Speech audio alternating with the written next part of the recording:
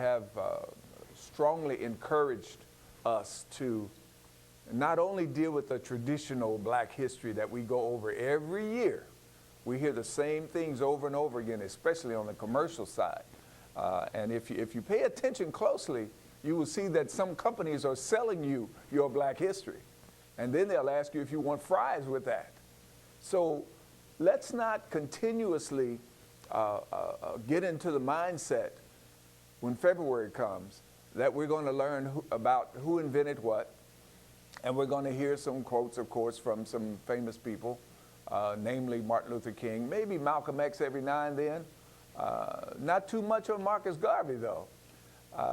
So there are going to be some traditional things that corporate marketers are going to give us about our black history and sell to us on our black history. There will be a couple of Black History sales, too. You can go and pick up some nice items, during Black History Month. So this whole notion of commercializing our history is such that we have fallen into, what can I say, we've been lulled to sleep in terms of what our black history is. And I've told you time and time again, I've said on this show, he who defines you controls you. So we have to understand that our black history is far more extensive than we have been made to believe on the commercial side and in terms of mass media. So we are going to talk about the history of black business. The name of this show is Blackonomics, right? So we're going to talk about the history of black business in this country and more specifically in Cincinnati. And I anticipate that we will do 2 shows on black history. And I encourage you to get pencil and paper or pen and paper, because I'll give you some websites, I'll give you some books, as I always do. There's no sense of me sitting here talking to you just out of my own memory and not offering you some materials and some books that you can go to and do some research yourself. So, I strongly encourage that. I guess that's the teacher in me, because in my class at the University of Cincinnati, a course called Black Entrepreneurship, I teach the history of black business in this country for about 7 or 8 weeks before we actually get into the business planning and business itself. So I feel that it's very important for us, especially our young people, to have a foundation, a firm foundation upon which to stand when it comes to black business in this country. They need to know that our relatives, our ancestors, our great-great-great-grandparents did tremendous things, did all of the things that we talk about in 2008. We say we need to have this, we need to have that when it comes to economic empowerment. Our relatives did have it. And they had those things under much worse circumstances than we have today.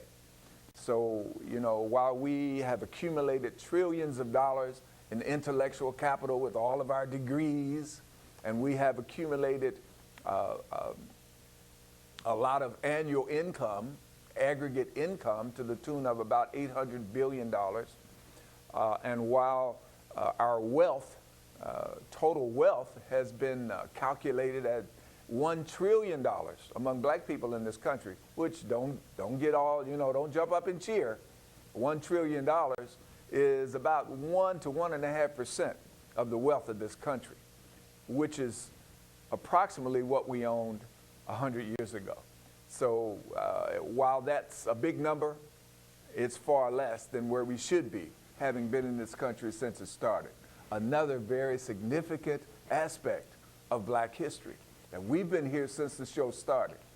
And you all know the story about how we played a major role in building this country and creating the wealth that this country has.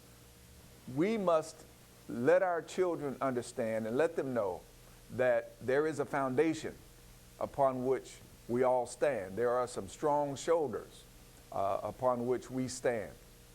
And I believe that once we have a strong understanding, a firm grasp of our history when it comes to black business, we'll be much better off when it comes to entrepreneurship and exposing our children to the opportunity of owning their own business and creating jobs for our people.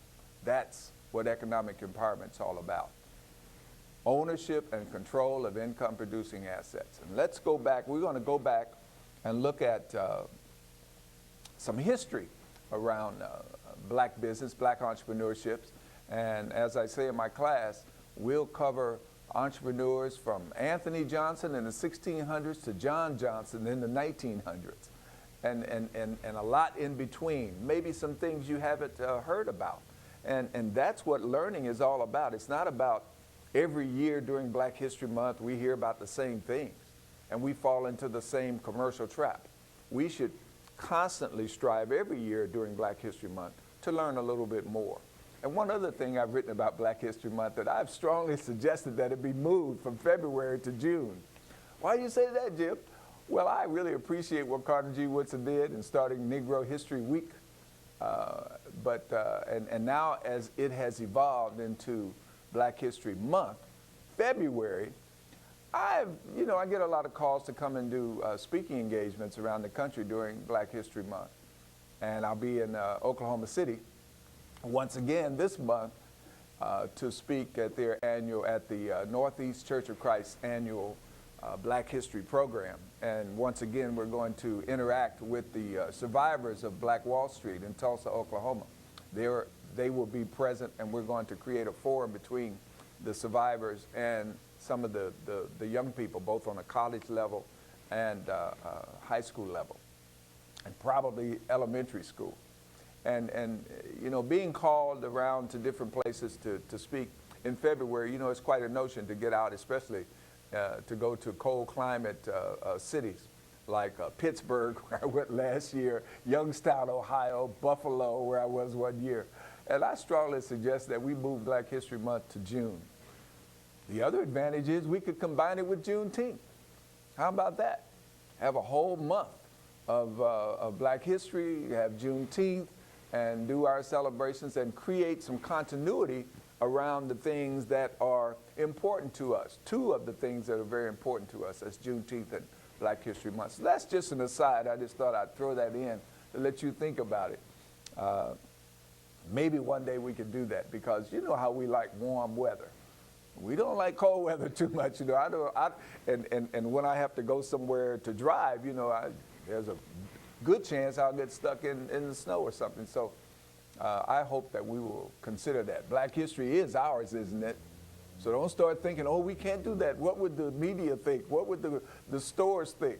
They'll change when we change, believe me. They'll figure out how to commercialize it, even if it's in June. So if we own it, we should be able to say when it's going to occur. And once again, all honor due to Carter G. Woodson for starting it, but he passed it on to us. And now it's up to us to shape it and to mold it into something that will serve us a whole lot better. So think about that, Black History Month in June rather than February.